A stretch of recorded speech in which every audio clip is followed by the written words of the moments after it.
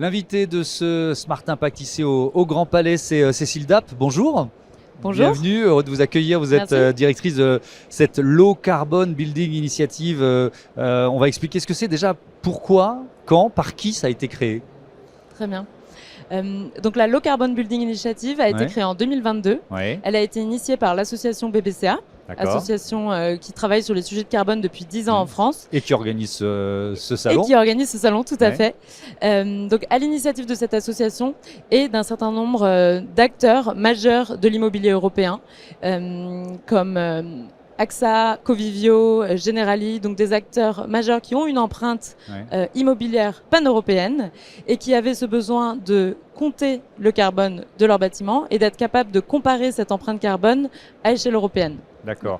Il y a un label qui s'appelle BBCA. C'est un peu le même principe appliqué au niveau européen, on peut dire ça ? On peut dire ça. C'est le même principe dans le sens où on se base sur les mêmes principes qui sont de compter le carbone sur tout le cycle de vie, c'est-à-dire de compter le carbone pas uniquement dans la phase d'usage du bâtiment, ce qui est fait en fait traditionnellement à échelle européenne, mais également dans la phase de construction du bâtiment, c'est-à-dire de faire prendre conscience aux personnes, aux utilisateurs et aux constructeurs que le carbone vient également en grande partie des matériaux. Et pas seulement de l'usage énergétique. Donc sur ce principe-là, on se base effectivement sur les mêmes idées que BBCA. En revanche, nous avons quand même adapté les méthodes pour pouvoir être utilisées partout en Europe et être adaptées au cadre de la Commission européenne. C'est comme une preuve de décarbonation en quelque sorte, on peut dire ça ? Le label, oui, tout à fait. C'est une preuve de décarbonation parce qu'aujourd'hui, l'une des raisons majeures pour lesquelles ces acteurs sont venus nous voir pour construire ce label, c'est de nous dire aujourd'hui, je fais du bas carbone, je fais un effort pour décarboner mes actifs. En revanche, j'ai l'impression que tous mes concurrents ou tous mes partenaires prétendent faire du bas carbone et aujourd'hui, personne ne peut en donner la preuve. Tout le monde peut dire qu'il fait du bas carbone. Donc là, on a un vrai outil de comparaison, quoi, c'est ça ? Tout à fait, tout à fait. Avec des critères qui sont reconnus au niveau européen. Cette méthodologie, c'est quoi ? C'est une grille de lecture compliquée, basée sur la science ou pas ? Qu'est-ce qu'on peut en dire ? Alors, c'est une grille qui permet de compter.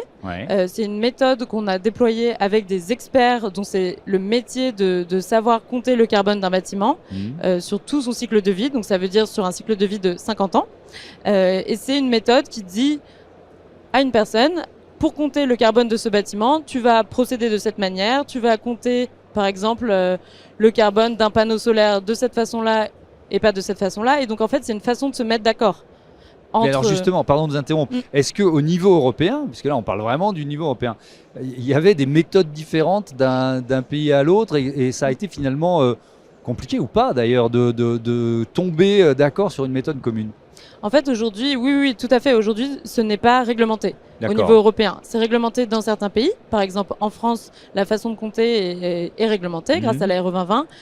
Par ailleurs, ce n'est pas du tout réglementé. Donc oui, il y avait des façons de compter différentes et selon les pays et même selon les régions parfois. Donc ce qui a été compliqué, c'est de mettre tous ces acteurs d'accord pour que eux déjà, ce groupe de travail qu'on a mis ensemble compte de la même façon et ensuite diffuse cette méthode pour que la comparaison soit possible. Et la décarbonation ensuite, évidemment. Si on regarde quelques chiffres au niveau de l'Union européenne, justement, le secteur immobilier, il génère environ 36% des émissions de gaz à effet de serre et ça représente 40% de la consommation énergétique. C'est dire l'ampleur du défi. Est-ce qu'il y a une prise de conscience généralisée ou encore trop partielle, d'après vous ? Je dirais qu'elle est encore trop partielle pour moi. Ce chiffre de ce qu'on dit, c'est entre 36 et 40% des émissions carbone en Europe. Il est assez peu connu finalement. On parle beaucoup des transports, on parle beaucoup d'autres secteurs très émissifs également, à juste titre. Mais on a assez peu conscience des émissions carbone de l'immobilier. Et lorsqu'on en parle, on parle beaucoup des émissions carbone de l'usage des bâtiments. À juste titre également, mais on parle très peu des matériaux comme le béton, le ciment, qui sont en fait extrêmement carbonés. L'acier aussi, c'est un matériau qui est très carboné. Et d'ailleurs, on voit ici, il y a vraiment beaucoup d'innovations d'entreprises qui avancent vers du béton bas carbone, l'usage du bois massif, etc. On en a reçu à votre place hier sur ce plateau. Vous nous avez dit lancement 2022, donc on commence à avoir un peu de recul. Quel bilan vous pouvez en tirer de cette méthodologie, de ce label européen ? Donc lancement en 2022, c'est le lancement des travaux. Ensuite, 2 ans de travaux et le lancement du label en 2024. Le bilan qu'on peut en tirer, c'est un vrai attrait et un vrai besoin des acteurs européens pour ce type de label qui sont exigeants sur le carbone, qui vont vraiment être très rigoureux dans la façon de compter et dans la transparence des données. Aujourd'hui, on a un certain nombre d'actifs labellisés dans différents pays d'Europe. Donc nous avons annoncé hier les derniers labellisés. Un nouveau bâtiment labellisé en Allemagne ainsi qu'un nouveau bâtiment labellisé en Belgique. Donc aujourd'hui, ce qu'on tire comme conclusion, c'est que c'est nécessaire pour le marché, les acteurs le demandent, mais que c'est encore un challenge. C'est encore difficile pour certains acteurs d'aller aussi loin dans la décarbonation que ce qu'on demande. Ouais. Combien de pays d'Europe l'ont déjà adopté? Parce qu'il y a 27 pays au sein de l'Union européenne, on n'y est pas encore, c'est pas les 27. Alors on est le label est disponible dans 8 pays d'Europe aujourd'hui. D'accord. Et on travaille avec des partenaires locaux à étendre cette méthodologie et ce label dans d'autres pays. Quels sont les freins à son adoption? Ça reste une démarche volontaire qui n'est pas réglementaire. Donc, je dirais qu'aujourd'hui, ceux qui l'adoptent sont quand même les pionniers. Ce sont les acteurs qui sont ici, qui veulent faire du bas carbone, le démontrer de façon robuste, être vraiment dans l'action, dans ce qui est tangible et dans ce qui est compté. Mais ça demande une vraie expertise technique.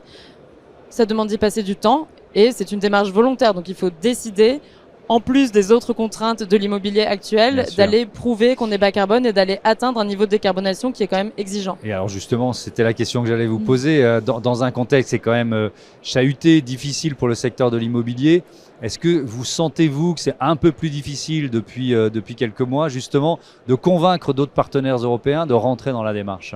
Parce qu'il y a peut-être d'autres priorités que d'accélérer la décarbonation.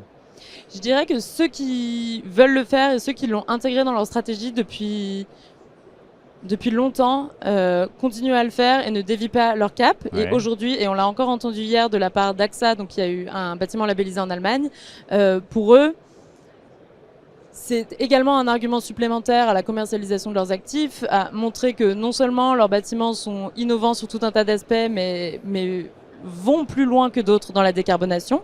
Donc c'est un avantage. C'est vrai qu'aujourd'hui, cela reste des pionniers.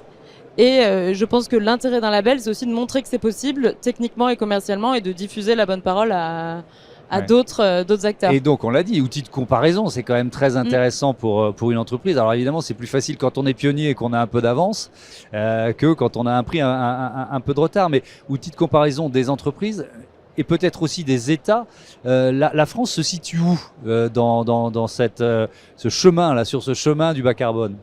C'est une très bonne question. La France a pris quand même beaucoup d'avance sur la décarbonation de l'immobilier grâce à sa réglementation.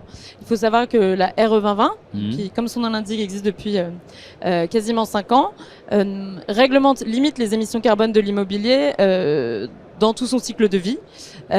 Et donc, tout le marché français a pris de l'avance, ne serait-ce qu'en termes de matériaux innovants qui sont sur le marché, de techniques de décarbonation.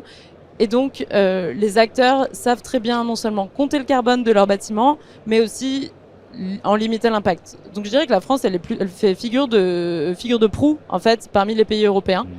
Et d'autres ont d'autres challenges, comme la diminution de l'impact de leur mix énergétique, par exemple, comme l'Allemagne. Ouais. Dernière question, on parle du neuf là, mais il y a quand même 75%, j'ai trouvé ce chiffre, des bâtiments européens qui nécessitent des travaux d'efficacité énergétique. Moins de 1% sont rénovés chaque année. Est-ce que ce label, il peut s'appliquer à des chantiers de rénovation ou pas?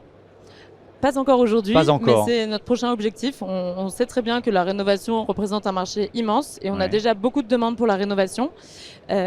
Sachant que, en complément, la rénovation est très peu regardée sous l'angle du carbone, elle est beaucoup regardée sous l'angle de l'énergie.